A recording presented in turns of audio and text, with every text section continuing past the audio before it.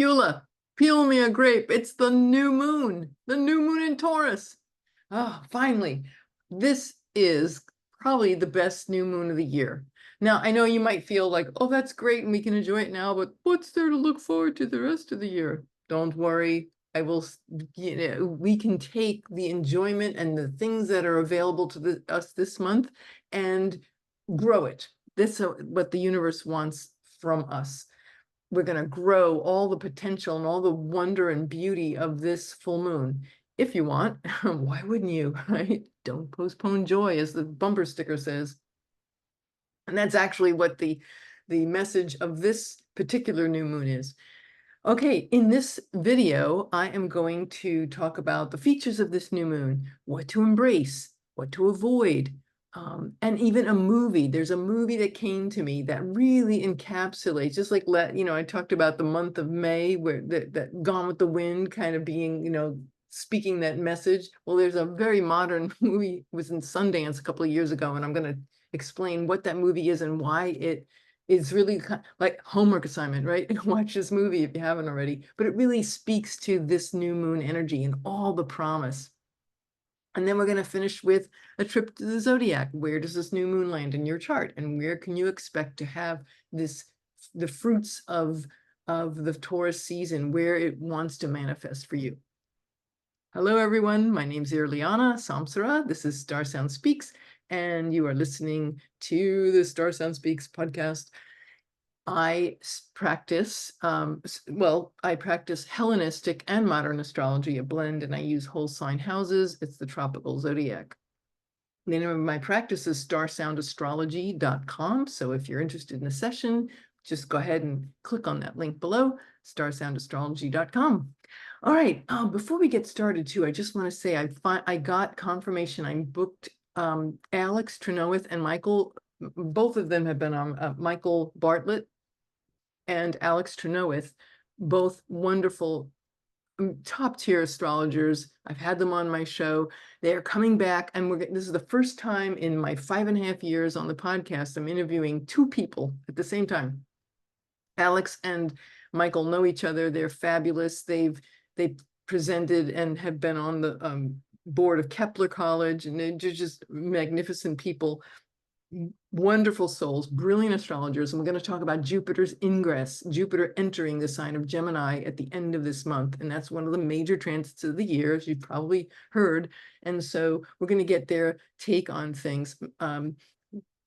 Alex is an educator, so she specializes in education and children, and she has written books about that. And so I'll explain all that too on the podcast. But just, perfect people to be talking about this particular ingress. So we're going to devote a really meaty, juicy class. It'll be like a master class on everything you need to know for Jupiter and Gemini. So if you have not hit that subscribe button, please do. And you can get and hit the notifications bell so you'll get alerts when all these good things come out.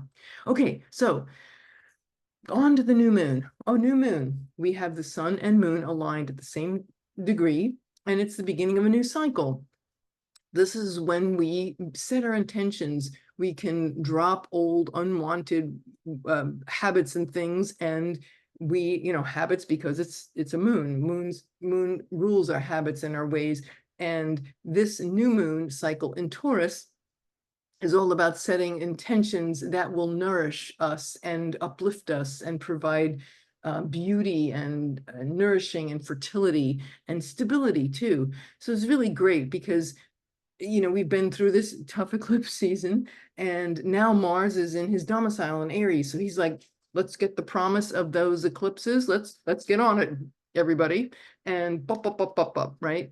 And so if we feel, when he was in Pisces, it was like slogging along. We were kind of like in this fog, and it was, God, I know for me, it was exhausting.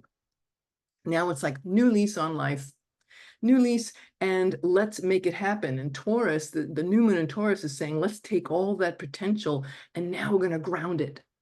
Taurus is a fixed earth sign. Now we're going to ground it. We're going to stabilize it. We're going to commit to it. We're going to, align ourselves with it and embody, right? Taurus is about the physical senses. So we're going to embody all the changes and the insights that we have received and where the universe wants us to be free. Why is free? Because Uranus was in the mix, and it still is in the mix. Very powerful. So let's pull up this chart here and see exactly what we got going here. Here we go. Okay, so as you can see, here's the chart for Washington, D.C., and it'll be Tuesday, May 7th, or 11:21 p.m. Eastern time. So it'll be May 8th in other, the time zones over in Europe and eastward. And so here, as you can see, this is a very, for many reasons, why is this so powerful? Well, first of all, the moon is in Taurus, and the moon is exalted in Taurus.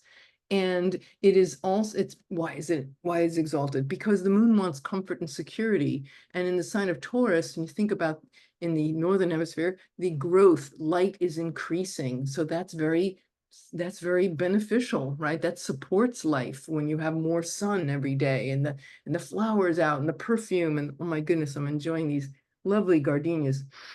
Oh, I wish I could just put that smell through there.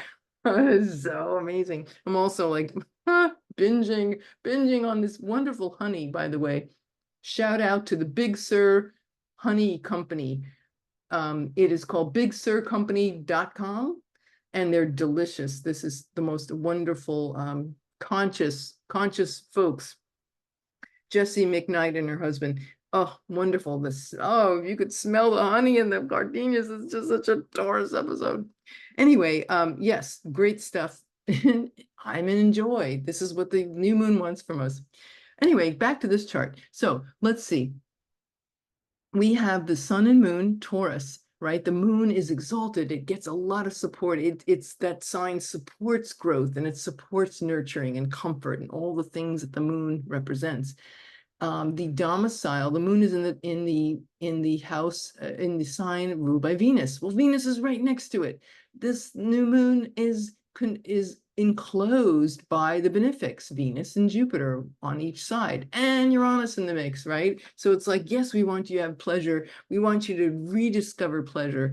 With Uranus there, it's like the freedom that comes from maybe exploring new pathways and breaking free from the past of where we might not have felt ourselves and felt our senses.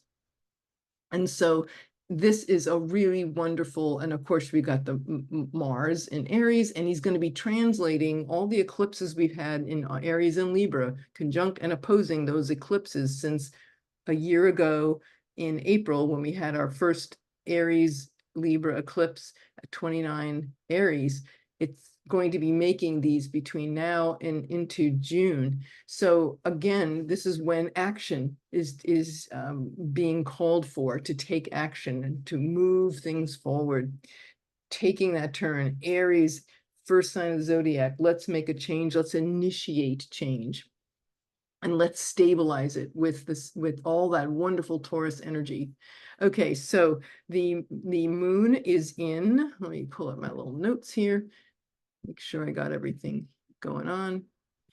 Yeah, so the moon's exalted in the Taurus, enclosed by, Venus is in her home sign of Taurus. So and Mars is in his home sign of Aries. So you talk about getting stuff done and embracing sensuality and beauty, and this is our new, right? The North Node in Aries for the eclipses, right? This is standing up with courage and passion and moving into these new expressions of ourselves. And so it, again, very close to Uranus. So with this being so close to Uranus, Uranus and Taurus, it's really, it's about the simple pleasures of life and discovering new paths of pleasure, right? Uranus wants something new and dynamic and thinking outside the box. Where is our resilience? Where is our concepts and our ideas about what constitutes beauty and sensuality? It's like being open to new pathways of experience and expression. So you're going to love the movie because it speaks exactly to this. All right, so this is about being here now, right? Uranus is about the now, the present. And I think about the book, The New Earth by Eckhart Tolle. So this very, very strong signatures here. And I want to say too, with Taurus and well, also, let me just back up. The new moon is not only in the sign of Taurus, it's in the bounds of Jupiter, which means that it's playing by Jupiter's rules. Well, Jupiter's in Taurus. And what does Jupiter represent? Optimism, confidence, knowledge, right? Wisdom. And it is also about being, cheerful and optimistic and enthusiastic. And it's interesting because of the word enthusiasm. This is really, all of these qualities are playing into this full moon. Oh, sorry, full moon. I'm jumping ahead of myself. Uranus in the mix. Jumps the gun. Anyway, no, we won't get to the full moon in another video. We are laying down some seriously delicious lineup here. Uranus and Taurus, what does it want? It wants us to be free, right? It's like breaking the chains off of, if your wrists have been tied, it's breaking the chains, breaking free of where we have held ourselves back and denied ourselves pleasure and happiness. And so both, I just want to say back to the enthusiasm conversation. With Jupiter in the mix, yes, this element of enthusiasm, it's very important here. This is, Eckhart told, maybe I'll even read it to you here, but Eckhart talked in his book, A New Earth, which is this is definitely the book. This is the book to read if you're interested. A New Earth is gosh, what was it, like a gazillion years on it's my old beat up copy. A New Earth, Awakening to Your Life's Purpose. It was on the New York Times bestseller list forever. It was on Oprah back in, I think it was 2009. She had him on like seven times. It was like a whole series. It is that important. But this new moon really embodies all the ideas that he has put forth in this book. So maybe in a minute I'll read you something. But what I want to talk to you about right now is about enthusiasm and how this is very much a part of the mix, this understanding about creating a new earth through enthusiasm. Not only because Jupiter, but Uranus, this is a new path for us. The word enthusiasm comes from the Greek enthusiazine. I don't know if I'm bad Greek pronunciation. Please excuse me if you're Greek and I am messing up the language. But I have enthusiasm for telling you this. Enthusiazine, I think. Anyway, what that means is it translates as possessed by a god. So obviously Jupiter, Zeus, right? Couldn't be more fitting. Possessed by a god. So when we have enthusiasm, it's like in theos, in God. God, the divine, comes through us. We are this channel for this greater presence. And so with it in Taurus, it's like enthusiasm about Earth, a new Earth, Uranus in the mix, right? It couldn't be better. What is this new consciousness that wants to be rooted, what wants to come forth? We get to plant those seeds this month. And of course, they're going to ripple out.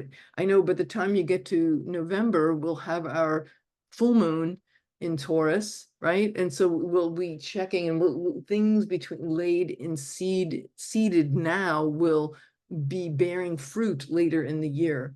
But I can't tell you how important this is with Uranus being in the sign of Taurus and having this such a juicy lineup. This is when it could really, really take hold. Okay, so new paths of pleasures, the simple pleasures of life.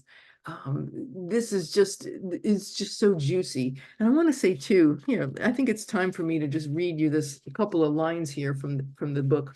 This is on page let's see, 305, toward the end.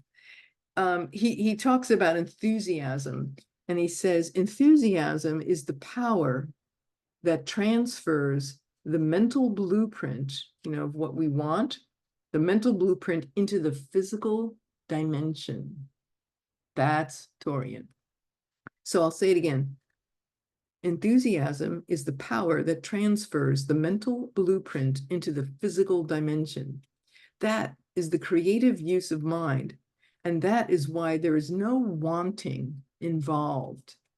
So interesting. Remember the lunar eclipse? It was conjunct the supergalactic center, which is all it spoke to this endless, at the end of this kind of endless wanting. I want, right? Libra, Venus ruled, desire, wanting, like this never, this super, go listen to Andrea Michelle if you haven't heard this already, and listen again if you have, because it's so rich. You have to listen to it like 3 times and you get such downloads. But that is about the lunar eclipse of March 25th, because that whole notion of I can never have what I want. I can never, he seems like it's this hamster wheel of desire. The South Node lunar eclipse, the ending of this, the idea of not coming from that mindset. And instead, hey, look, here's the new earth. The new earth, it's not about want. There's no wanting involved in the new earth. He says here, you cannot manifest what you want. You can only manifest what you already have. You may get what you want through hard work and stress, but that is not the way of the new earth. So hard work and stress is not the way. So the Uranus presence in this new moon formula is saying, no, that's the old way. That's old paradigm, killing, this, you think about the Taurus, the bull, like stubbornly persisting and doing something the same old, right? Fixed earth, stick in the mud. Well, this is the way it is. And, you kind of get on a roll and you don't seem to be able to get off that track. Well, this is doing away with that. The new earth, that is not the way the new earth. He says here, Jesus gave the key to the creative use of mind and to the conscious manifestation of form when he said, whatever you ask in prayer, believe that you have received it and it will be yours. That's a really famous line. But I love the fact that when he says enthusiasm is the power, so you have this idea in your head, like something that you desire, but it's not about like you efforting to get it. It's just when we fill ourselves with enthusiasm and we feel the presence of the divine, the joy of being alive, and envelop ourselves in that, that's the space in which all these things happen. Like we get in, what is it called when you get in the groove, in the zone, right? In yoga, they call it the bhav or bhavana, I think. So getting in the bhav is like, you're in that groove where you're in flow state. Is another word for flow state. So that's what this new moon, the promise of this new moon, is so exciting. All right, let me see if I've, yeah, so the question we want to look at is, what do you want to begin and develop? Mars, plants from the eclipses, Mars is saying, great, let's get it done. Let's not just talk about it, let's take action. And so literally smelling the flowers. Think of like Ferdinand the bull, right? Taurus. He was the bull that he didn't want to behave like the other bulls, Uranus and Taurus. I don't want to be like the other bulls. I don't want to be that stick in the mud that has to do everything, this trudging. I want to stop. I don't want to be this pushing and, butting heads. I just want to smell the flowers. I want to enjoy life, and everyone's kind of, made fun of them, but it's like, it's okay. This is the new earth. This is where we're all evolving to this place, savoring the little things, feeling our body, move toward your target, Mars, your passion, your goals, to be your authentic self and enjoy the journey. Not like, oh, it's an effort. That's what you want to avoid with this new moon. You want to avoid this stress and tension where you feel you have to plod on with things. What you do want to embrace is the simple pleasures of life. Just the simplest things. What's that saying? The best things in life are not things. Bingo. All right. So here's this now I want to talk to you about this movie. It just came to me a little while ago. I was asked the universe, okay, like, tell me what I'm supposed to, and I walk with it. And it's like a process for me, It's like, oh, I'm washing dishes and I'm doing this and I'm doing that. And it builds. And then boom, I get like things drop in. So this movie, which by the way, you can see on Hulu and Amazon Prime, and it starred Emma Thompson. It came out a couple of years ago. It was at Sundance, and it's called Thank You. No, was it not Thank You? Oh, Best of Luck. I'm sorry, I messed up the. Oh, Good Luck to You, Leo Grande. And it's an independent film. It got great reviews. I saw it. It's so funny. It's very, very touching, but it's totally Uranus and Taurus energy. It's the story about this woman who's a widow, Emma Thompson, and she hires this sex worker, this handsome stud guy, Leo Grande, and he comes to her hotel room. They meet in this hotel room, and she can hire him to do anything she wants, right? Well, she had this very staid marriage of 34 years, and her husband was very, they only did the missionary position. Everything was just and it was very obviously devoid of pleasure. It was like, I did my duty as a wife, and I, had my kids, and she never felt the connection with life. It was just, everything was like the sense of duty, and there was a sexual repression. And so she figured, look, he's gone now, and I want to, like, she had never had an orgasm, and like that. So she hires this guy to help her. She has this like bucket list, like, look, I'm 60 something years old, and now I want to enjoy life, and here's the things that I've never done. So he's gonna like help her. He's there to do whatever she wants him to, right? But there's this, I can still remember, there's this one line, I'm not giving anything away here, but there's this one line where she obviously has the, graphically, I want you to do this to me and that to me, and right? And so she has she has a list, and because I think she's like a librarian or something, a school teacher, like, checklist, like it's a shopping list. But at one point she says, okay, now, oral sex, like, okay, now, how about if today we do that, and then I can get that over with.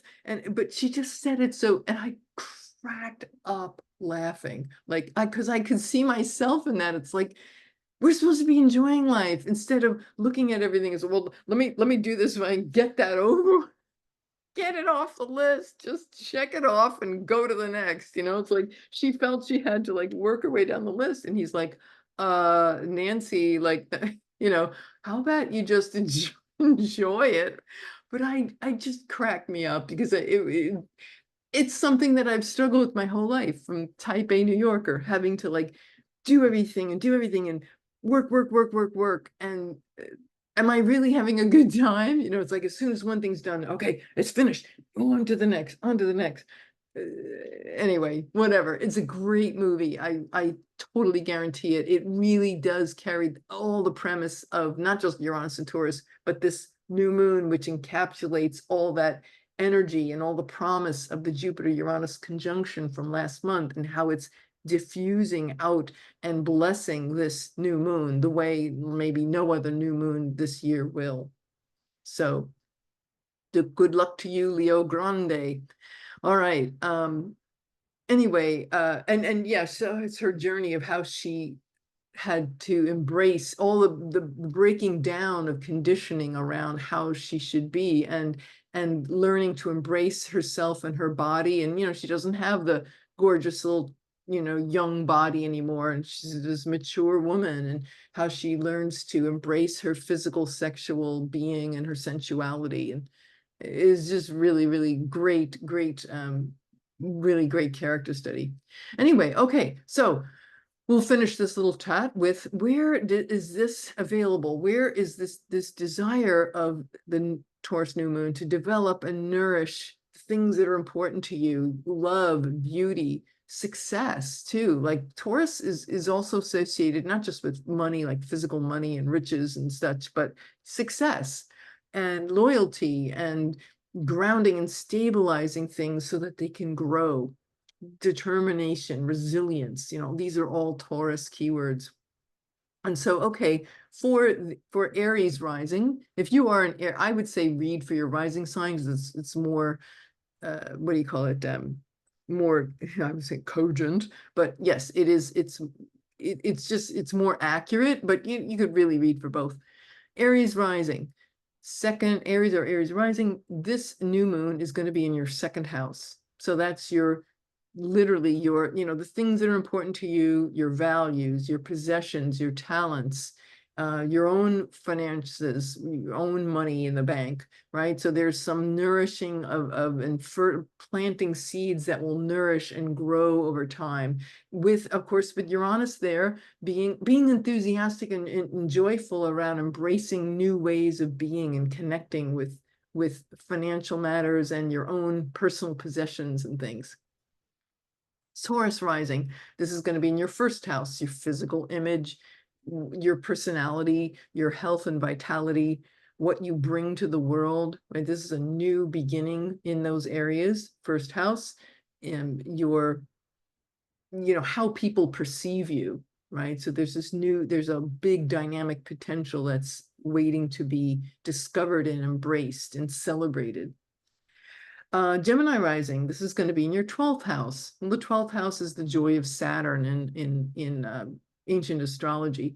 And so that could be this, it's the developing and the nourishing and the fertility potential of this new moon is something to be contemplated, maybe in solitude, in that sweetness, say being in nature alone and just being one with nature around you, and just getting some really, really deep downloads and contemplations. Maybe it would be fun or good to spend a day in silence, a silent retreat, and the liberation that comes from, I know it sounds weird, it's like restricting. Well, what if we restricted our normal senses? Because when we do, then in Uranus, you're able to access higher dimensions of your senses. And so you could easily do that for you, Gem risings or Geminis, with the 12th house there, they would make it very conducive.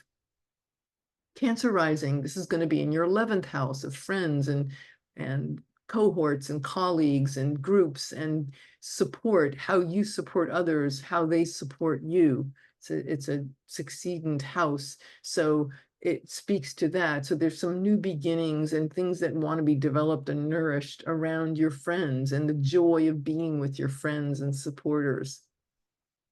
Leo rising, this is going to Leo rising, this is going to be in your 10th house of career. It's an angular house, right? So there's some change that's occurring and a kind of stabilizing and developing and nourishing your career and your public image in places where how the world sees you, your reputation house. So there's some kind of success story to be planted along the lines of where it's going to happen is in your career. Virgo rising, this is going to be in your 9th house. So the 9th house is the spiritual beliefs, legal beliefs. It could also be maybe some new pathways with travel, foreign travel, or engaging with foreign cultures, foreigners in general. So there's the efforts to develop and nourish your success story as it relates to your spiritual path, your spiritual traditions.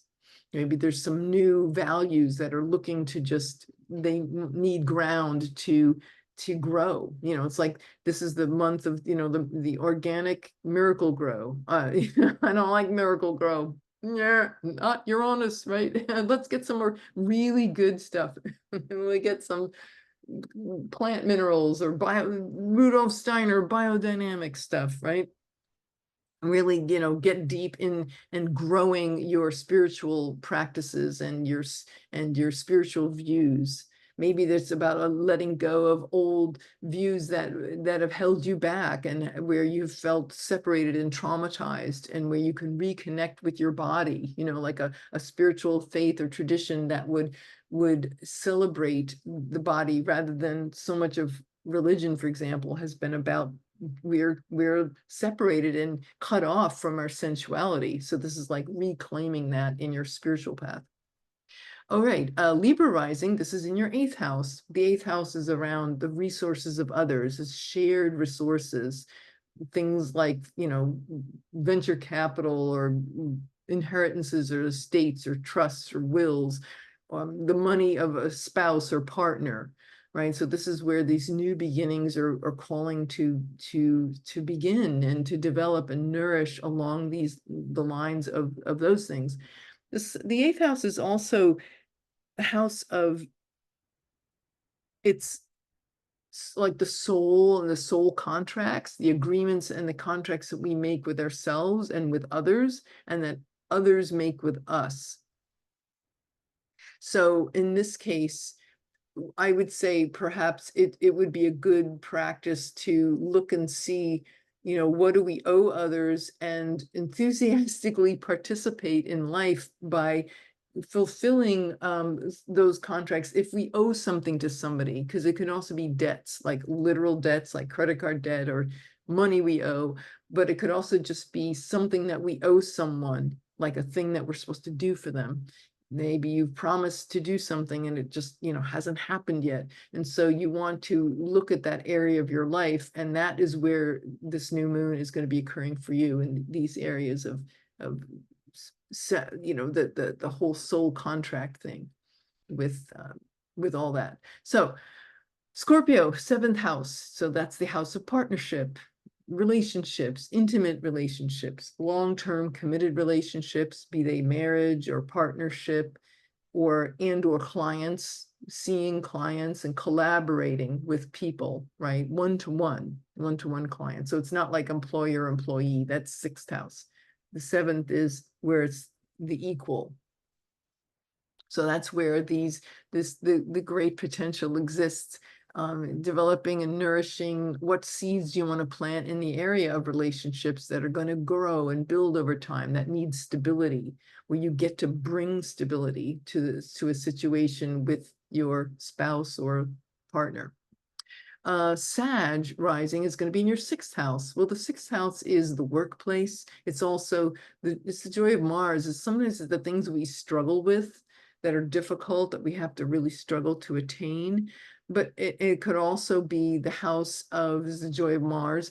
Mars was a physical body, so it could be our exercise diet regimen or exercise regimen. It can point to illness. So it's like what we have to struggle with to be well. And perhaps with that new moon, it's like, okay, what kind of new attitudes around food and nourishment, some radical new beginning around the foods that nourish us, and letting go of old toxic, patterns and comfort foods. Get a new comfort food that happens to also be healthy, and to engage in those things. All right, Cap rising, fifth house. Fifth house is children and love affairs and sex and pleasure, right? Totally Taurian. And so this is going to be a great place, the joys of living, amusement parks and ballparks and sports and fun activities and creative projects too, just the things that nourish us. Being out in nature and enjoying nature, hikes and such, would be a wonderful way of using this energy. Fourth house for Aquarius rising, or just Aquarius sun. This is in your fourth house, angular again, and it's home and genealogy, our home life, our home and family. And so this is where that new moon potential is going to unfold, things related to your family life. The fourth house is the very foundations of who we are and how we literally anchor ourselves in the world, or not, right? So there's something new that wants to be nurtured and grown in the area of, and some new wisdom garnered to be revealed to us in the area of the home and family. And then finally, Pisces rising, it's going to be in your third house, which is the house that is around our daily routine. It's also our neighbors and cousins and in-laws and sisters, brothers, siblings, like that. So there could be there's new beginnings that are waiting to be discovered in those areas. Okay, well, that's all for now. I hope you've enjoyed this little chat. Please do like, share, subscribe if you like this content. And don't forget, we got Michael and Alex coming up. So I hope you stick around for that too. All right, everyone. It's been wonderful being here with you. I wish you have a wonderful, wonderful new moon in Taurus. Get your honey, get your gardenias, and your chocolate. Healthy, healthy, healthy, healthy. Not the crappy stuff. All right, guys. Much love to you all. This is Irlianna Samsara, StarSound Speaks, StarSoundastrology.com. Thank you for listening. Namaste.